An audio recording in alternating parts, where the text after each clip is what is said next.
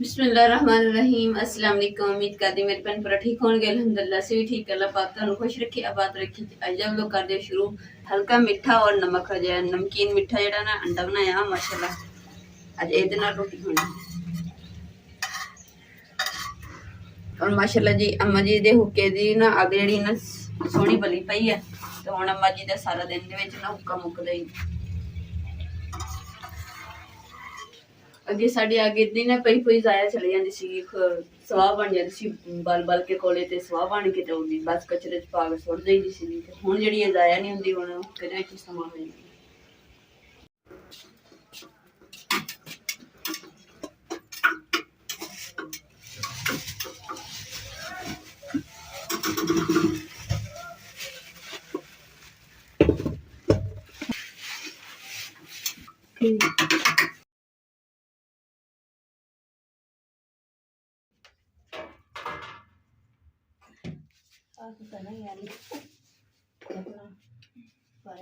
घोड़ पिया बिच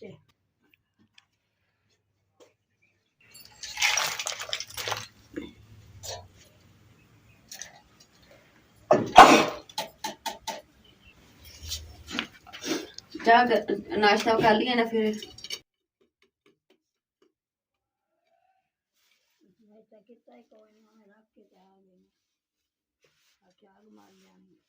अम्मा जी ने ना हुक्के वास्ते ना आपका नाश्ता छड्ड के ते इत्थे आन के ना हुक्का जल्दी ना धरना शुरू करता कि आगे ना बज जाए। अम्मा जी रोटी नाल हुक्का ज्यादा जरूरी है। हुक्का जरूरी है। ने हुक्के दे विच की रखिया? सोना। हां सोना। ये तो नुकसान ही है, जो तबीयत खराब करता है। रोटी जड़ी है ताकत बनाती है, रोटी दा फायदा वा कुछ नहीं हुंदा। ये तंबाकू दा की फायदा? धुआं कढिया चल जी फूक मारी हो गया। ये वड्डे वड्डे खाने दा खां चुक करदे पे एक बार हो जावे ना अच्छा ते रोटी हजम ना होवे, दो गुड़ भर ले। जे बच्चे नु कब्ज हो जाए फिर ए नाल सही हो जूगी?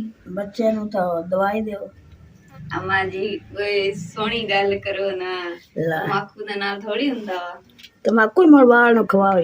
लो जी अम्मा जी तंबाकू नु पाउडर बना के ना ते अखां दे डेरे दे ऊपर लगाने कि ताकि नजर मेरी सही हो जाए, जेड़ा उत्ते पर्दा जाया ना जाला जा ओ लग जावे। अम्मा जी इदां दे टोटके कर दे तंबाकू नु अखी तुसी अम्मा जी कुंडे च कुट के पाउडर बना के फिर थोड़ी सहेली आई हुई सी उदो तुसी अख दे विच भी लाया सी डेले दे ऊपर ताकि पर्दा जेड़ा अख दे डेले ते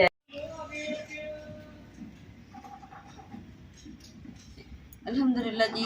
इस करेले तो मैं नमक लगा के रख लिया। जेडे करेले दे छिलके ने इन्हां नूं नमक अच्छी तरीके नाल हुण देखो इहदे उत्ते मैं कोई शै नहीं पाई हुई। बिस्मिल्लाह करते देखिए चग बन एक चम्मच भर के पा देंगे। बिस्मिल्लाह रहमान रहीम।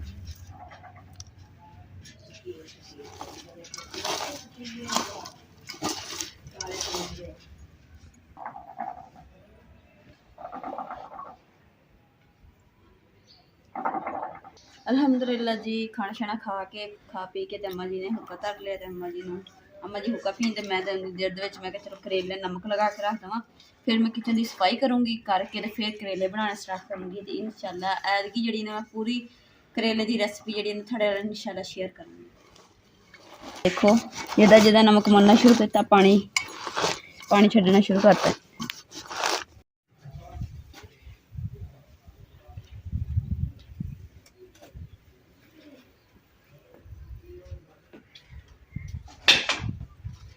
अल्हम्दुलिल्लाह जी किचन की सफाई कर ली है। हुण जिहड़ा कचरा है ना वो इकट्ठा कर लैंदे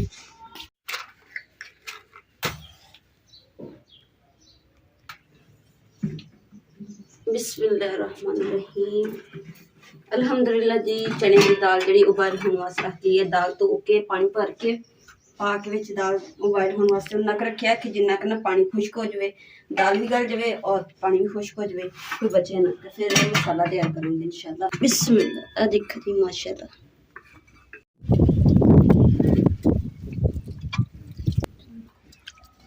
हवा जी ना बहुत तेज चली खड़ी है, इस करके इधर साइड पर बैठ गई है। मैं कहूँ मलमल के कपड़े के जरा ना एक चंगी तरह नुचड़ जाएगी और धोती भी सौखी जाएगी क्योंकि बहुत बरीक बरीक दाने ना छिलके।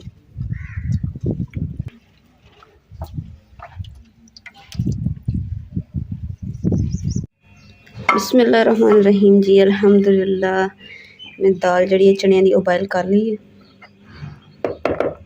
बहुत ज़्यादा नहीं गाली हैगी कि आटा भी बन जाए, तो यह कि खड़ी खड़ी दाल हो मैं भुनी दे भी आटा ना बने, यह कि सोहनी खिली खिली जी ना करेले जो भरांगे मसाला देखियो कितना सोहना लगता चाट के। बिस्मिल्लाह।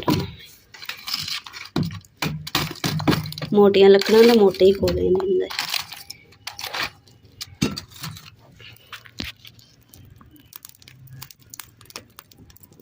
लो जी माशाल्लाह आपे ही अग बल गई।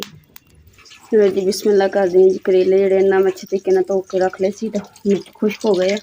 हुण इन्हों जो ना फ्राई करना स्टार्ट कर दे, क्योंकि केक जो ना भी गर्म हो गया आयल। बिस्मिल्लाह।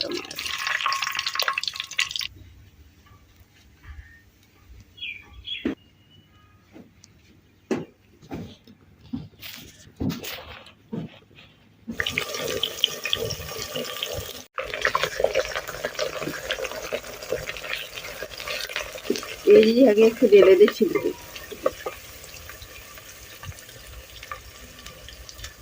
इन्होंने फ्राई कर लेना। अल्हम्दुलिल्लाह जी मसाला भुन के ना, तो फिर मैं दाल ते करेला जो फ्राई किया छिलके जोड़े वो पा दिते हैं, तो बाकी करेले जो फ्राई किए हुए इन्होंने मैं पहले भुन के मसाला कट के फिर इन्होंने भरूंगी इंशाल्लाह।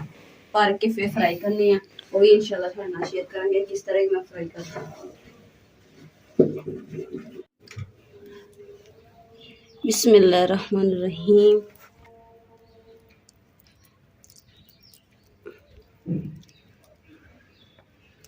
भर के सारे मैं इदा परात रख लूँगी, बाद च इन्होंने जोड़े डोरी धागे के नाल बन के रखूँगी। रील मैं कोल रख ली है।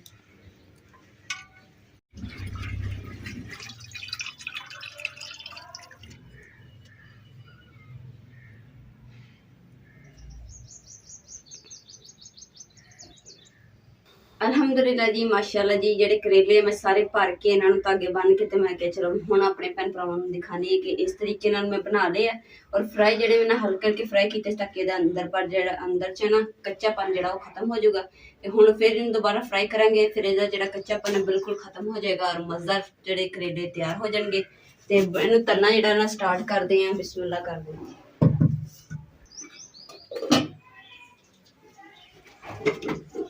और अज जो मौसम इदा फुल गर्मी हो गई ना, अज तो बहुत ही ज्यादा गर्मी के बर्दाश्त नहीं। पता नहीं मैं चूल्हे की दिहाड़ी कटी ता करके।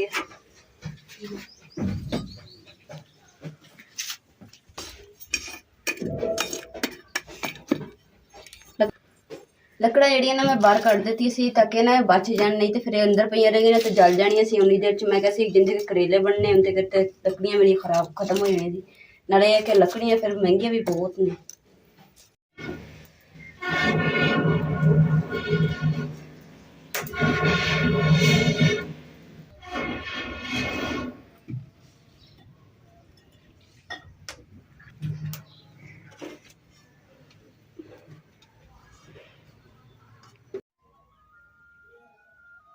बिस्मिल्लाहिर्रहमानिर्रहीम।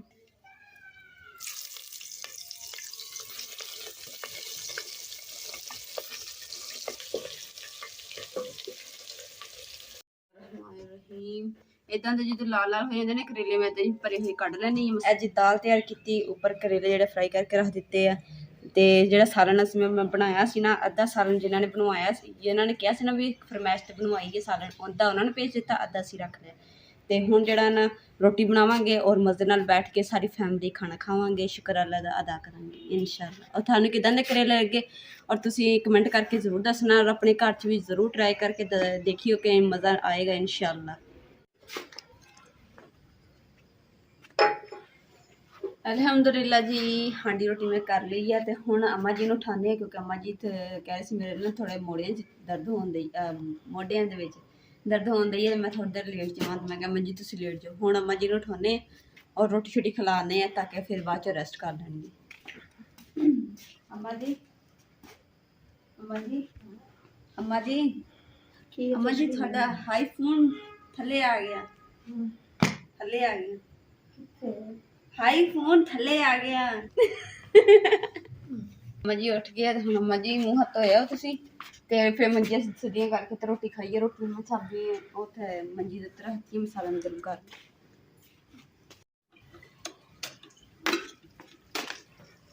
लो जी रस्सी घूम के लग गई हम पंखा जरा लगाने जी पंखे की तार हैगी छोटी इस करके लीड लगानी पैनी मैं क्या पहले सोच लगाना है बोर्ड का लीड का तो फिर ही मैं तार लगाऊंगी तार लगाऊंगी इस करके हट चुकी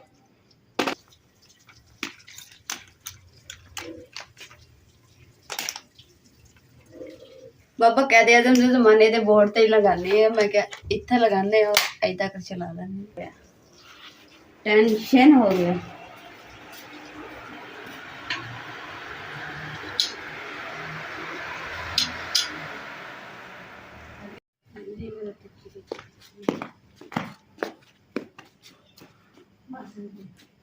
इधर की आप लगा